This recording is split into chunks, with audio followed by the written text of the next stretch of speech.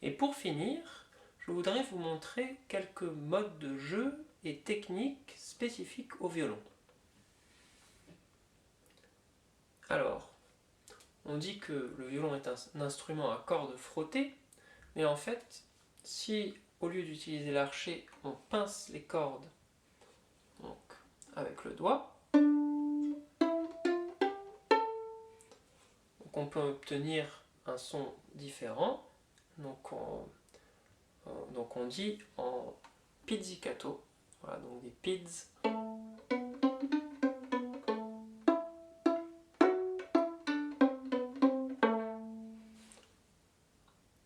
Quand on joue sans l'archet. Et on peut passer de l'un à l'autre, ou même faire des pids main gauche pour pouvoir jouer avec l'archet en même temps.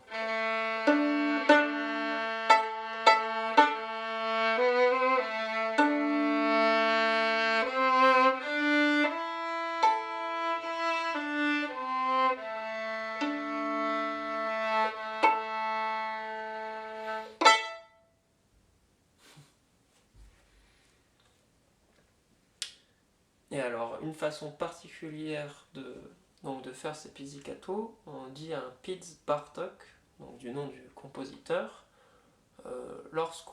donc pour faire un Piz plus percussif, où la corde frappe en fait la touche. Voilà.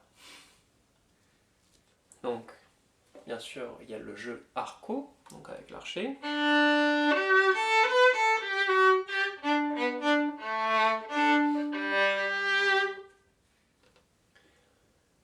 Le son, ici, dépend de plusieurs critères. Donc, il y a la vitesse d'archet. Donc, soit si on tire et on pousse plus rapidement,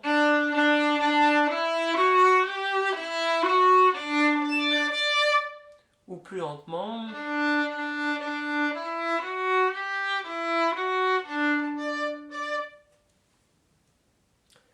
Et donc, c'est forcément lié à la longueur d'archet qu'on utilise.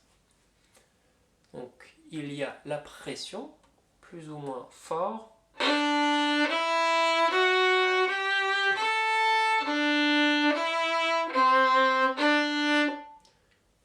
Voilà, on peut aussi appuyer beaucoup plus légèrement.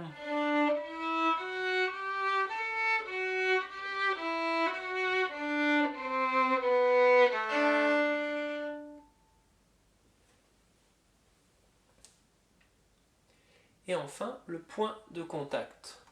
Soit plus près de la touche,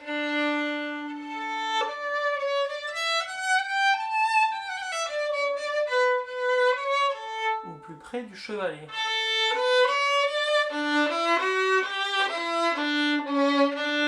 À l'extrême, on a le son ponticello, donc sur le chevalet.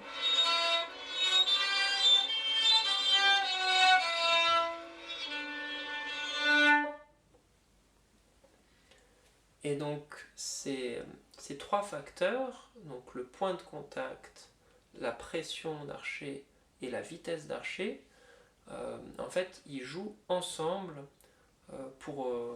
afin de construire voilà, le son et le timbre recherché.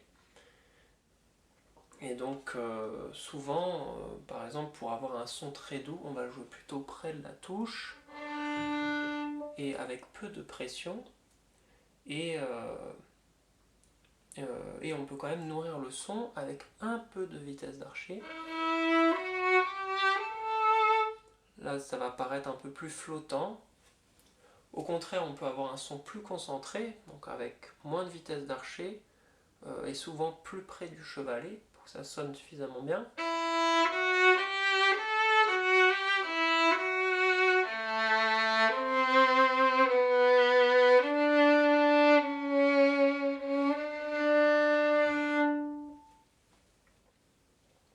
Et donc ça va aussi dépendre de la nuance recherchée, donc soit piano, c'est-à-dire doucement,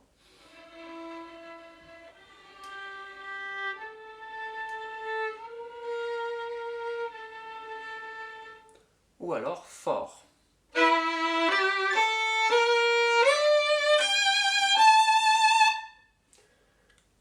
où là on a besoin d'être suffisamment près du chevalet, puisque c'est là où la corde aussi va être plus dure, va être capable de supporter la pression qu'on va mettre, et c'est là où le son sera le plus propre. Voilà, donc on peut jouer détaché, chaque note séparément,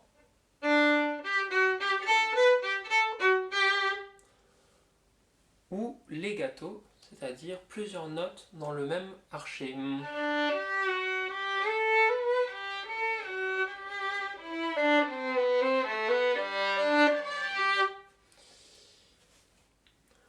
À cela s'ajoutent différentes articulations, comme le piqué, donc le fait de jouer une note courte,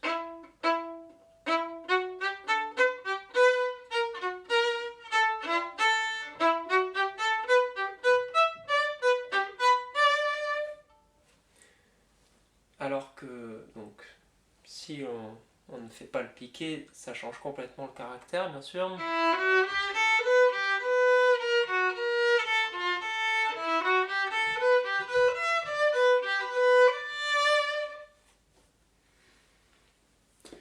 Il y a aussi les accents, donc le fait d'accentuer certaines notes. Donc ça peut être pour faire ressortir une mélodie. Donc par exemple, sans accent, voici.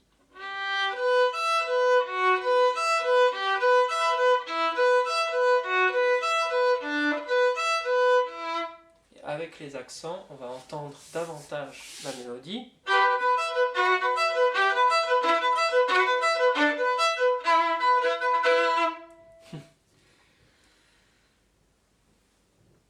Ça peut aussi être pour faire ressortir certains rythmes. Par exemple, si on avait un motif mélodique de 4 notes,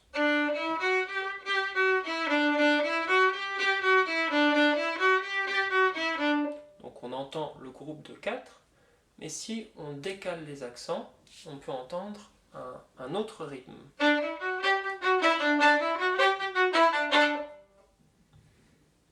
Voilà. Alors, puisque le violon a 4 cordes, donc bien sûr, on peut les jouer séparément. C'est pour ça que le chevalet a une courbe, voilà, qui permet de viser une seule corde à la fois. Mais on peut aussi jouer plusieurs cordes ensemble. Donc on peut jouer 2 cordes.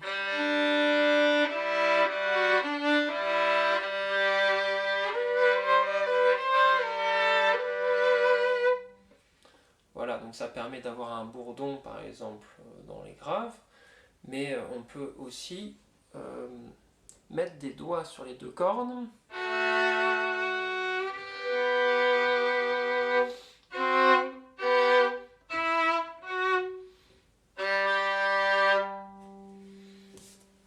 Pour faire diverses mélodies.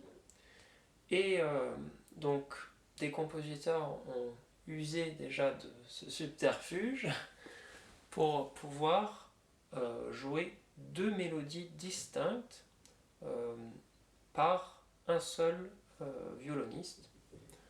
Par exemple, on a des fugues de Bach où on entend souvent distinctement les 2 voix. Donc, comme exemple, donc le début commence avec les 2 voix qui s'alternent, puis on les entend en même temps.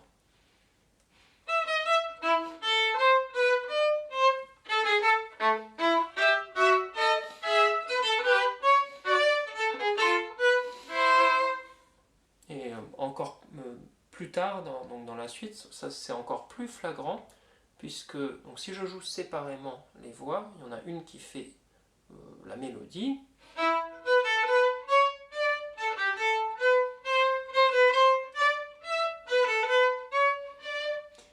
alors que l'autre fait un contre-champ chromatique.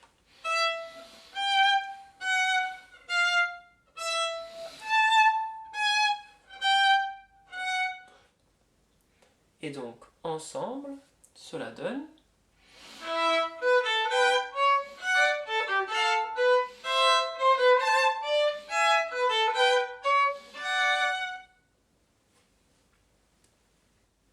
Alors, on peut aussi faire des accords de 3 sons en utilisant 3 cordes du violon. Et alors, c'est plus difficile de jouer 3 cordes en même temps, mais c'est possible si on a un geste assez vif de l'archet et en jouant plutôt près de la touche. Voilà, là on accroche vraiment les 3 cordes, mais on peut aussi séparer l'accord en 2 cordes et 2 cordes.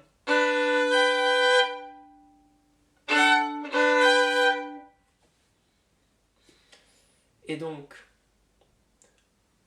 comme vous en notez, on peut aussi faire des accords avec 4 cordes, et là ça devient obligé de les séparer, donc souvent 2 et 2. Mais en fait, toutes les dispositions sont possibles, hein. On peut complètement arpéger, ou encore voilà, différentes dispositions.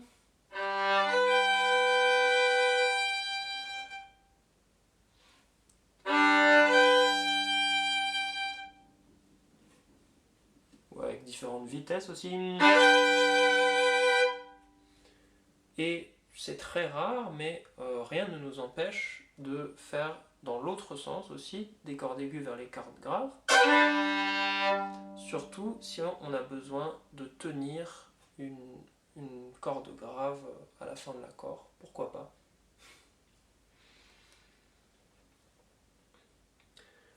Et lorsque l'on joue ainsi des accords, donc la main gauche ne bouge pas pendant l'accord, hein, un petit peu comme à la guitare, on place la main d'une façon, et ensuite il suffit de former l'accord avec l'archet. Mais donc au lieu de jouer réellement un accord de plusieurs sons, on peut aussi égrener les notes ou en les liant. Et donc c'est ce qui s'appelle des bariolages. Donc un exemple de bariolage.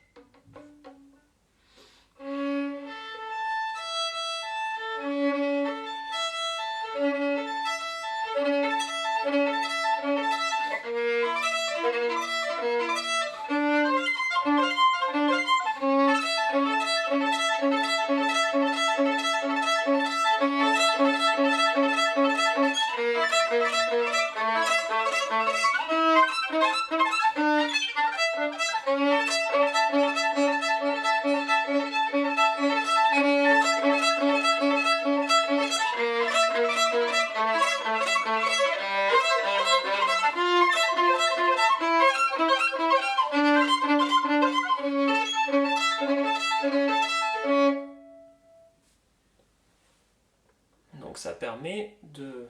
Donc on a l'impression qu'il y a énormément de notes, voilà, qu'on joue très vite, alors que la main gauche ne bouge pas, sauf pour changer d'accord.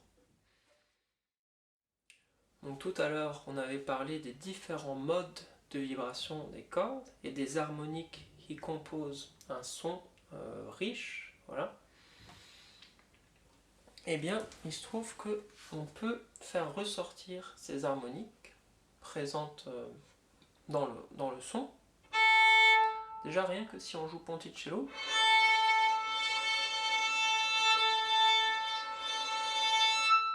on va pouvoir entendre certaines de ces harmoniques. Là par exemple c'était la quinte qui ressortait,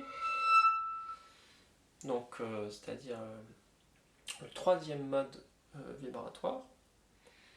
Et en fait pour choisir quelle harmonique on va faire ressortir, il suffit de poser le doigt à l'endroit des nœuds justement, les endroits où la corde ne bouge que très peu, et comme ça on peut avoir l'octave en divisant la corde en deux, donc en son milieu,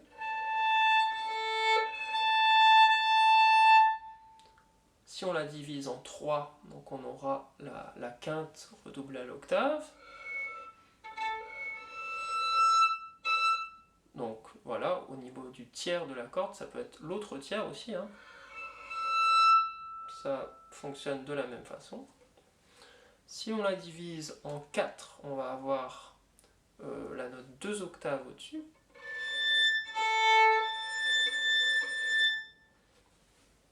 Et ainsi de suite, en 5, on va avoir une tierce majeure.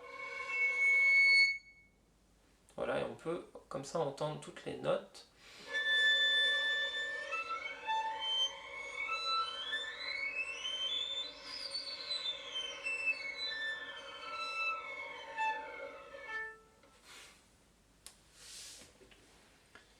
Et donc on peut aussi jouer ce qu'on appelle les harmoniques artificielles, c'est-à-dire au lieu de diviser la corde à vide avec les harmoniques, donc pour jouer une harmonique, hein, il faut seulement effleurer la corde avec le doigt, hein, donc ça permet de faire sonner l'harmonique, plutôt que si on appuie le doigt, où la note peut être différente, et surtout le timbre qui change beaucoup. Donc les harmoniques artificielles, on appuie un doigt réellement, voilà, pour faire une autre note, et on utilise un autre doigt en harmonique.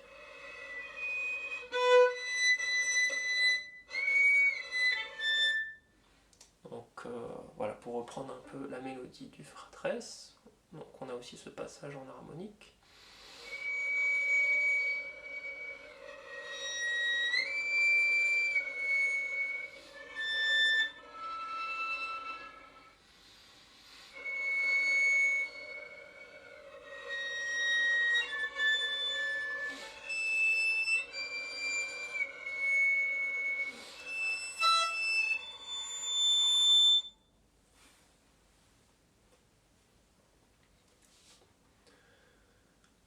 Donc voilà ce qu'on a appris tout à l'heure, hein, sur les modes de vibratoire. Ça nous permet de mieux comprendre le fonctionnement des harmoniques sur le violon.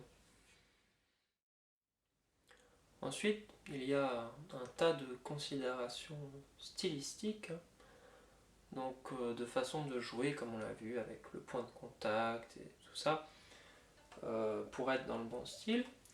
Mais il y a des musiques où les ornements sont très importants aussi, que ce soit dans les musiques anciennes, baroques, ou des musiques voilà, de par le monde. On a tout ce qui est irlandais, musique celtique. Donc par exemple, donc les ornements, ça va être souvent des petites notes rajoutées à la mélodie principale. Par exemple, si je joue une gigue irlandaise sans ornement,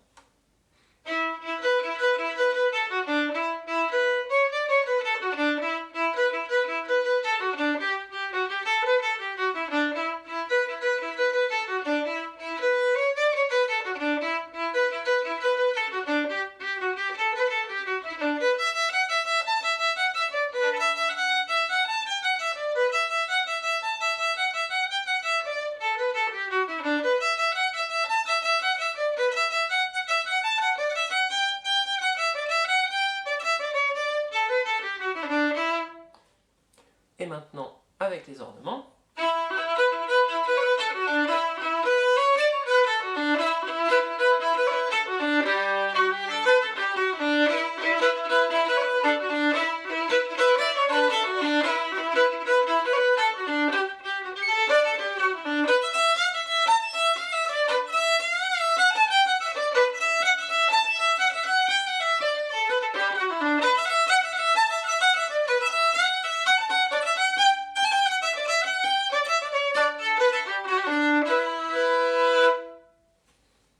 voilà, par exemple, et le but, donc, ça va être d'orner différemment à chaque fois, voilà, pour varier un petit peu. On peut même varier la mélodie d'ailleurs. Il y a des ornements aussi dans d'autres musiques, par exemple ce qui va être plutôt balkan, où les ornements sont un peu différents, avec plutôt des tris. Bon, par exemple, début de mélodie sans ornement.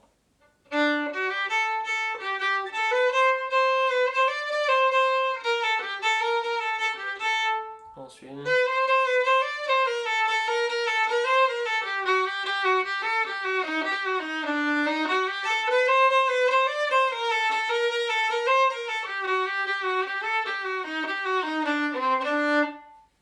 Donc la même chose avec les ornements.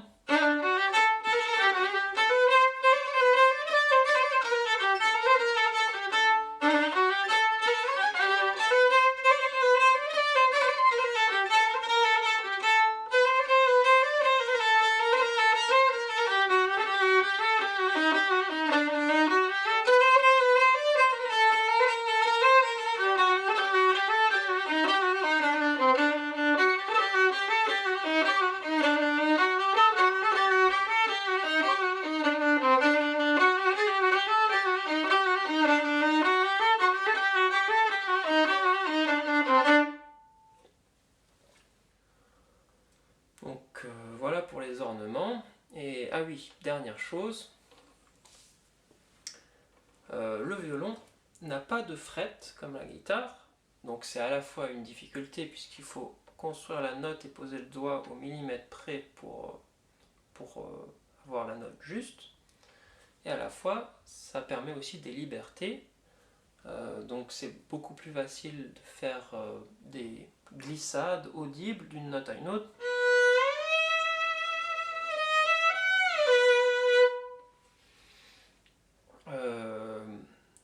Voilà, le vibrato également, élément très rattaché au jeu romantique du violon. Donc on fait en fait rouler le doigt pour successivement abaisser et rehausser la note.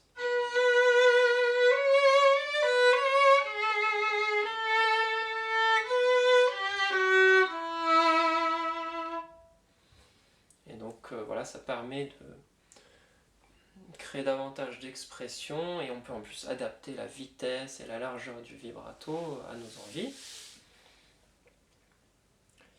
Et pour tout ce qui est plutôt musique orientale, ça permet de faire des quarts de ton, voilà, qui ne sont pas présents dans nos musiques occidentales, mais qu'on retrouve très largement dans le bassin méditerranéen, en Arabie, etc. Donc, origine des musiques de l'Empire ottoman, musique turque, et finalement qui s'est répandue dans tout le bassin méditerranéen. Donc, par exemple, une gamme avec quart de ton, donc je vous joue une fois avec un mi bécard,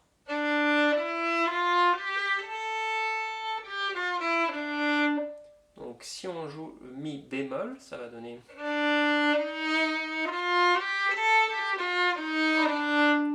Et avec le mi quart de ton, ou demi bémol, donc entre les deux,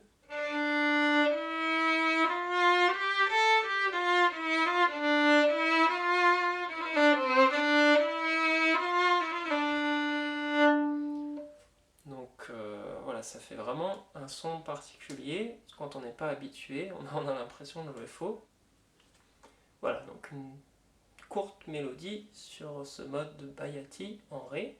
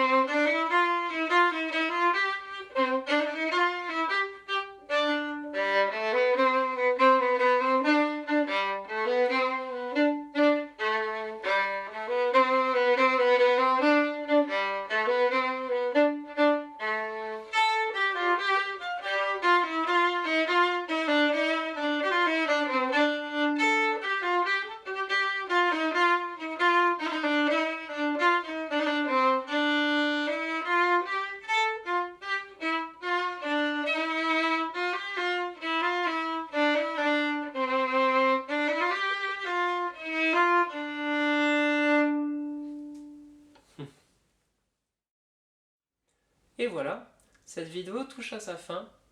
J'espère que vous aurez appris des choses intéressantes sur ce bel instrument qu'est le violon.